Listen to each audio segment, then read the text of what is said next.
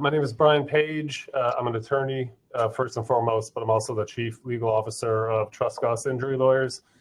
We are headquartered in Houston. We have offices in New Orleans, Atlanta, Chicago, and Los Angeles. Hi, I'm Melissa Graham. I'm with the Richard Harris Law Firm. I'm the COO. We're based out of Nevada. We have offices in Las Vegas and Reno. Good afternoon, Mick Gunter with Daggett, Shuler in North Carolina. We have 11 attorneys, practice workers' compensation, Social Security, and personal injury, Chief Operating Officer and General Manager. So we're a small firm. So sometimes I get to wear a lot of hats, but primarily focused on the operations and application of technology. Hey everyone, I'm Shawn Lehocky. I'm the CEO of Lehocky Giordano out of Philadelphia. We do statewide Pennsylvania work comp, and we have a national Social Security disability and long-term disability department, as well as a nationwide referral business. You know, happy clients are the ideal. That's what we're striving for. But I think in reality, we are in the client service and human behavior business. It just happens to have lawyers that go to court. So I think we have to understand the point in time that our clients are in their life, where they probably lost their job if you're doing injury practice, probably don't know where the next paycheck's coming from, maybe have a family at home that they can't support.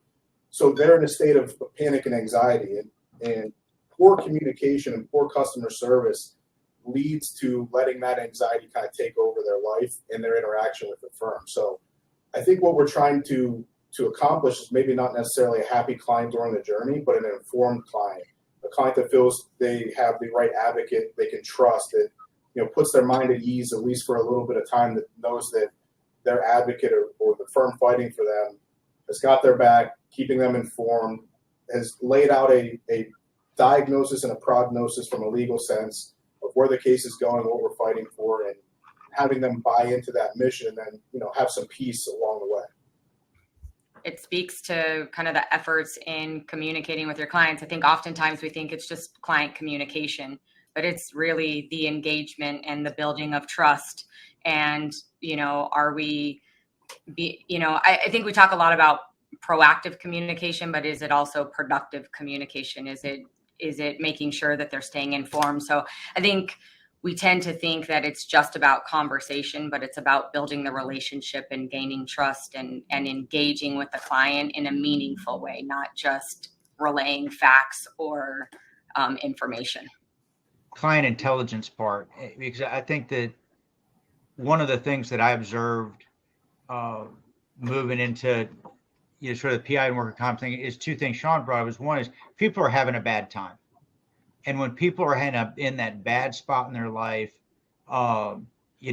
people are proud. People don't want to wear their problems on their sleeve necessarily. And they're not as open or comfortable talking about their situation. And, what we've been diving into lately is how do we, thinking of client intelligence, is how do we build that relationship with the client so that they will share information with us that helps advance their case. I think one of the ways I learned that was talking to attorneys and paralegals, and the number of times that thing came up of they learned something late in the case or at the conclusion of the case, even like if I would have known that earlier, we could have gotten a better outcome, or we could have done a better job. So that's a lot of how we're thinking about client intelligence right now, is stacking on top of the relationship and satisfaction to dig in and gather information that we might not otherwise be able to have without that deep relationship. That's a good point, because that goes back to the overall client experience, right? And, to add to what Shawn said, we're trying to meet the client where they're at, right? We're trying to, talk with them on the phone if it's that, or, give them an app to make it easier to communicate with us, all with the mission of making their overall experience as positive as possible in a time when, again, they're, it could be the worst time of their life. So, that's kind of what we focus on from the moment, they're injured until the moment, we hand them a check or a jury hands down a verdict. We try to stay one step ahead of the client in terms of providing them what they may need in those moments throughout the course of the case. I think one of the other things on the experience is it's important to, understand we spend millions of dollars every year marketing and branding our firm and making sure that that experience is you are the firm that you're marketing. Do what you say you're going to do when you say you're going to do it. And I think that becomes the challenge, right? Is in the busyness of what we all do, how do we make every client, whether their case is big or small, feel like they're a priority. And so I think it's every time you pick up the phone, I think that client experience is one of the things that, you can do a great job, but you could drop it off in the end because they don't get their settlement check fast enough. It's not just about, a singular, getting them to sign up or a singular event. It's every time you interact with that client and just making sure that you're doing what you said you were going to do. And a lot of that comes from educating your team and how you brand yourself and what our clients can expect, and then holding everybody in your org accountable for that. The thing that jumps off to me is that if I thought back, so we've been on Lehocky for 4 years, Case Status for 4 years. The firm had a client portal before then, but the focus was really on the mantra was, one of the worst things about law firms is they don't return client phone calls. So we're going to return client phone calls. And I think the why now on customer or client experience is that over the last 4 years, we've shifted from, we don't even think about, are we communicating timely with clients anymore? That's table stakes. Now we're really honing in and training our staff and training our clients with the tools that we have to enhance that experience, which is now driving, they said that intelligence piece. So you got to get started to get down the road because it's not a light switch, it's a journey. It's also, the reality is from a business perspective, we're competing with other folks in our market. And if using the tools the way that we are, trying to get that advantage, trying to offer the better experience, that's going to pay dividends in the future, right? And we're living in a society now where, everybody's looking for the 5-star reviews from the services that they're using. So if we can get to that point, ultimately it's going to be better for, the longevity and just the overall positive results for the firm. I think the competition is fierce, right? And so I think the firms that are going to continue to do well are the ones that are operationally sound, and that are utilizing, the tech that's out there and available to all of us. And I think it's all about the experience that the client is getting. So, The other reality is the legal space is finally catching up from a tech stack standpoint that even allows us to see the information that allows us to take action. So I think some of the journey mapping has been unlocked by us being able to digest the incoming messages from the portal and allow our clients to tell us, this part of the journey, here are the questions that are being asked. Let's get ahead of that proactively. Or here's the conversations we need to lean into more in marketing because this is what our clients are telling us. Where I think in years past, having a disjointed communication platform and not the ability to transcribe phone calls or not having inbox with all the messages in one spot has created that information to kind of not be uniform and allow us to take action on it. I think the one thing to kind of piggyback off of what Shawn was talking about is I think we are catching up. And so with the use of technology and being able to see the analytics side, we can run our firms much more from the data as opposed to running it off of a feeling. The database that you have and the happy clients that you've secured wins for in the past are going to be some firms' biggest marketing tools if they can't compete in marketing dollar space. No one can take away your database or your happy customers, your evangelists that are promoting your name in their neighborhoods, their friends, their family, their job sites. So I think it comes vitally more important now with the competitive nature of marketing spend in the legal space. I say references obviously play a big part in, how you guys do business. So client experience, you're providing one customer, one client, a great experience. They're going to stream that from the rooftops, and that's going to be great for your business. 100%. I think there's a way we can continue to do that more. The more Case Status has taken over our communications, if it's 60, 70, 80, 90%. I still think we can use AI to transcribe our phone calls and the emails that still do come in. And the beautiful thing about using Litify is then we can create an environment where it houses it all in one platform and we can truly see the entire experience. But yeah, we were never able to get insights like this outside of the gut feel or, hey, I got a few of these emails today. Maybe that is the larger trend, or maybe that's just an anomaly. We weren't able to do that type of analysis prior to this. Yeah, I guess I can give an example that kind of hits on both of those things. So we use, obviously, our case status integrated with Litify. So what we do is we export our inbox quarterly of all the messages that we've received.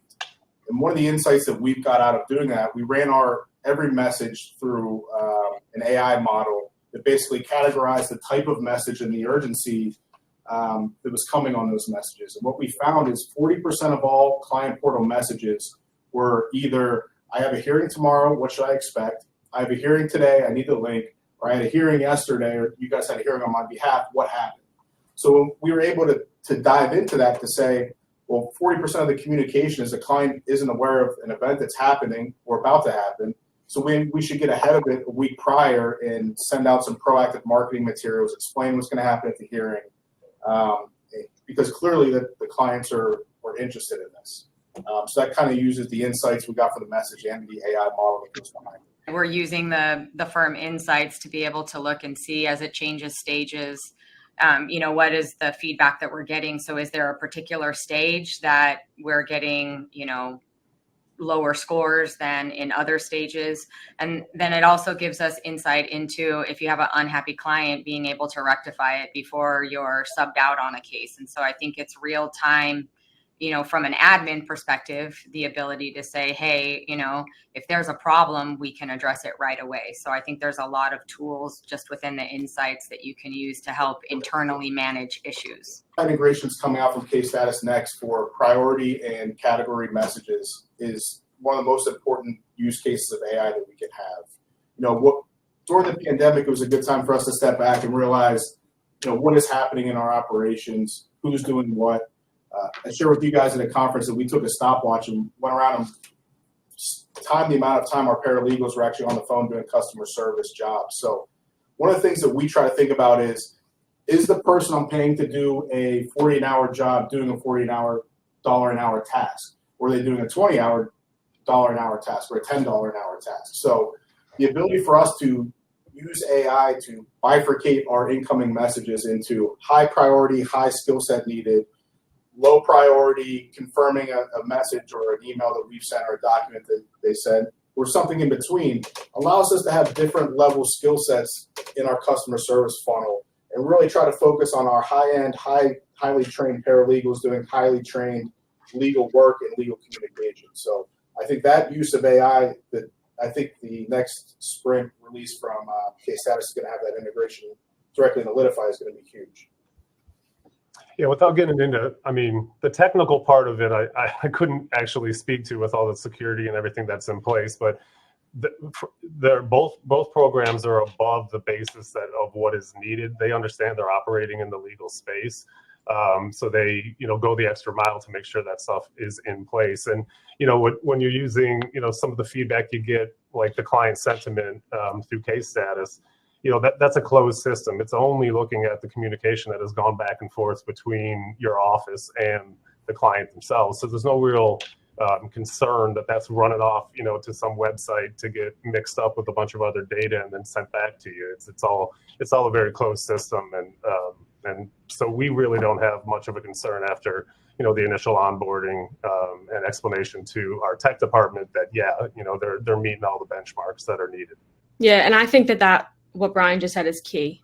Like having it not learn and being a universal model, having it learn from your own data and not being in a pool of data with 7,000 other firms is really critical. I've heard firms that are shutting like ChatGPT off for like the rest of their company, for their company as a whole, and just allowing exactly like what the firm has approved to be, what their AI, like whatever, like firm approved AI. So that is how I've seen some firms get around that. But I 100% agree with Brian. Like it has to be an AI model that's learning from your data, not everybody's data. It seems small, but it's been big for us. Some of the features that Case Status has brought out, the suggested responses took our entry level folks and made them average immediately, versus staring at a question like, I don't know how to answer this. Some of the things Shawn was talking about in terms of being able to split off work, those suggested responses have given us the opportunity to do the same thing Shawn's talking about. Is we now have, basically some, inbound and outbound queuing that allow for faster responses to questions while allowing our most skilled paralegals to do the most skilled paralegal work. And we couldn't do that without the AI tools that are learning what the Daggett Shuler responses are. The urgency and the categories, we're able to use those and just click on the summary, relationship summary in Case Status, and pretty much anybody can look at this and say, oh, I understand. You kind of get that situational awareness. There's a little aviation thing for you. Yeah.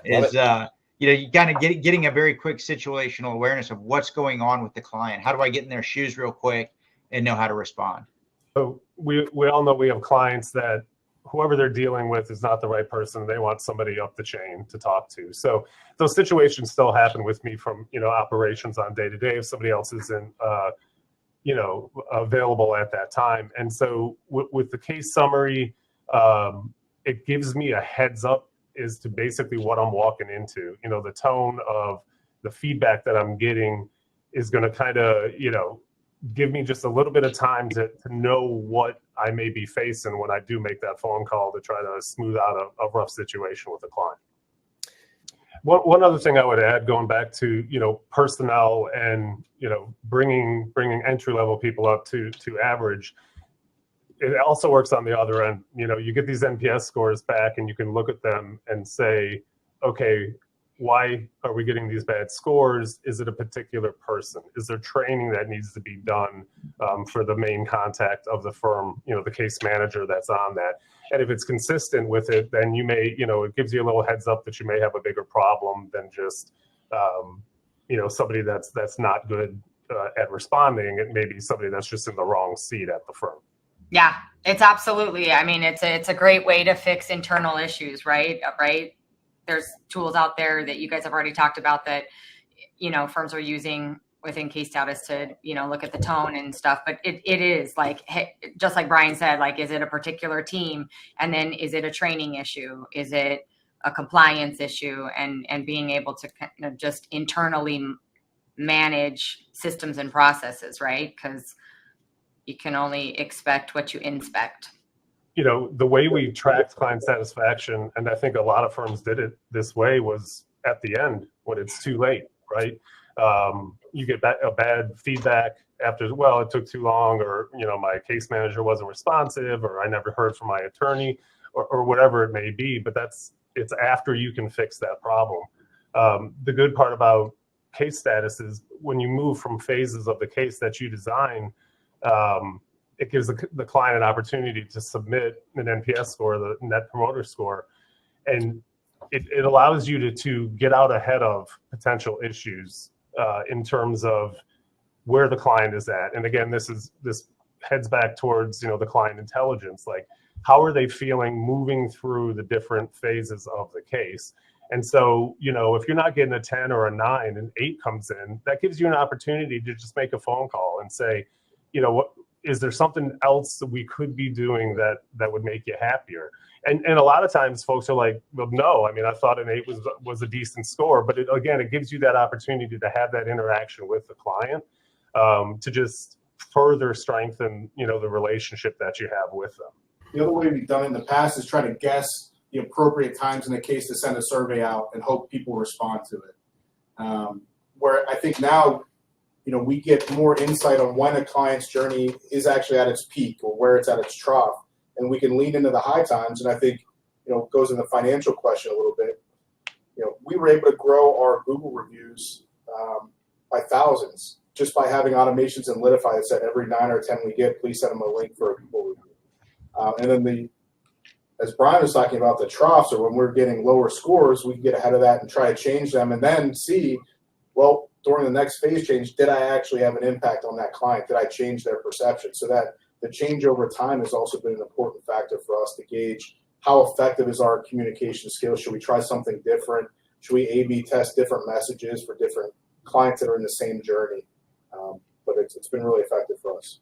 What we're learning about our space is that we can no longer have one solution to try to fit every type of client into that box. So for us, we're trying to develop different personalized pathways that the person that wants to use the portal can go in this direction from an intake standpoint. The person that wants to get on the phone, they go down this path. So I think having the client portal is one of the tools in the tool shed that we can use for customer retention has been better.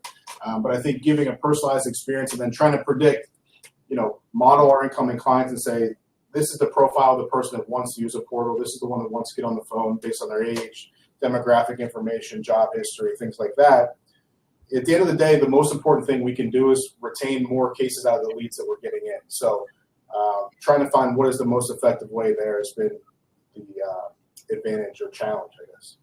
Yeah, and I think Shawn's spot on. I think it's us, conforming to our potential clients instead of forcing them to conform with our ways of getting people signed up. It used to be everybody came in, and then, then the pandemic hit, and then everything was remote. And I think, and it's crazy to me that, as we've looked and researched it, we always think, oh, it's the younger generation that wants to do everything, via text and tech. And that is true. But there are some young folks that don't want to do it. And there are some older folks that are really good at the tech. So I think it isn't just a singular approach. I think John's right on. It's really just making sure that you're following the lead and figuring out the way that client wants to engage with you, and then having the ability to be able to engage with them in that way. And I think that's kind of the challenge is getting caught up to all of the different ways of communication, engagement, intake. And I think it just depends on how many stages you have, right? So as you're building out Litify, there may be more stages, and in pre-lit, you have more stages in lit. I think the key is to having it feel organic and natural and meaningful, not robotic. And, you start looking past those things. So I think a lot of it is, and then using the reporting to say, hey, these are the 5 times we're doing it. We're never getting a response here. Is it too close to time? Is contact 2 too close to 1 and 3, or however it looks? I just think that it's not just a set it and done. It's a figure it out and keep changing it as you're seeing results. I think from the firm, how are you successful? I think you have to be ready to do it. I think, Ashley and I have a lot of conversations about this, right? So do you have the team? Are you ready? It's not about having it all figured out at one time. It's about getting the fundamentals implemented and making sure that they understand the importance of it, making sure that we're not throwing, it's hard, right? Sometimes we throw too much tech at our team at one time and everyone's like, oh, I can't do this all. So I think it's being ready, training, understanding the why behind why you're doing it, and getting feedback from your team. I think that's the piece that we all forget as admins. Sometimes we think, I know best. But some of my most successful implementations have been, involving my team and getting their buy-in, because there's ownership there. And so when I feel like I own a piece of something, I'm much more vested in the success of it. I think you have to be intentional about increasing the client engagement. So for us, we made sure on hold music said, if you would like a response, please go to the portal. We added the login for the portal to our website, and we doubled our branded search per month to our website, which also had marketing implications. Every form letter we sent out had QR codes to log into the portal. So our operations team was really intentional about making that push. And then anecdotally, to answer the second question, our disability practice has a higher client adoption rate than our comp practice, so, which is about 10 years older of a client on average than our comp practice. So, yeah, I think we're seeing adoption across the board. We're probably in the high 75% over our 20,000 cases. So we're getting millions and millions of logins for our portal. So it's definitely working. Yeah, and I think that's a good point on the client side is they need to understand the value of it, right? And so it starts internally with your team seeing the value so that they can share that value with your clients. And I think when your team buys in and adopts it, your client, you know, for the most part, and there are going to be some that just don't want to use it. But I think, you know, you also have to educate the clients on the value of utilizing the portal and the information that they can get in going there.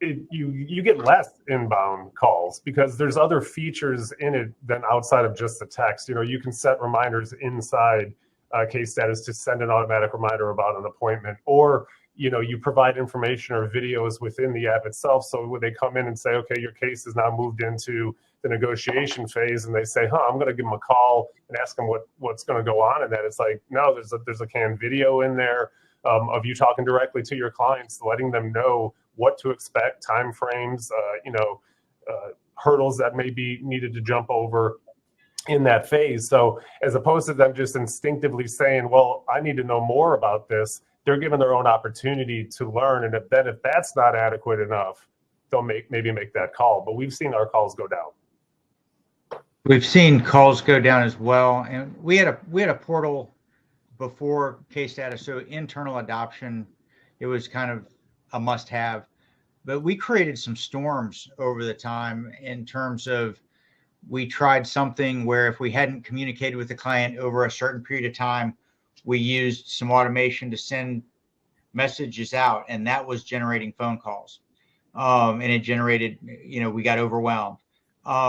We also had an issue where we didn't set expectations, and, we're referring to case status messages. It's on your phone, it's on your mobile device. Sometimes they're not using the app, they're using text. And we would get this sort of, you left my text unread anxiety over, this is a text dialogue, I expect instant communication. And we sort of, I don't know, I think we wrung our hands a little bit too much over setting expectations. And we basically just said, hey, we're a law firm. These are our business hours. If you don't hear back from us, you're not going to hear from us overnight. We put good polish on that to make it a good positive message on timeline expectations. And that was extremely well received. And the number of case status messages went down. And I think it's interesting because I go in and check it periodically. The number of time the clients log into the app and don't send a message continues to be fascinating. They go in and they look at their status, or they go in and they read one of our messages and they don't send a new message. That continues to be fascinating. There's some sort of security blanket or affirmation that they're getting their anxiety addressed simply by being able to go look in the app and see what's there. Yeah. It's definitely cut down on phone calls, but then when you factor in our marketing growth, it is even more reducing phone calls. But, for us, it's not just reducing phone calls, it's also getting the insights out of it. When you think about paying for case status, it's not just a communications platform. It's a marketing tool. It's a data and insights tool. And for any marketing firm that's bought third-party data, everyone knows the cost of getting that when we have all this free first-party data now. So there's a lot of positives outside of just reducing phone calls, but that is definitely one of them. I would say absolutely. We don't view case status as a cost. We view it as an integrated part of our, of how we work and how we work with our clients. And it is far more a dividend paying investment than, the telephone or even email. Yeah.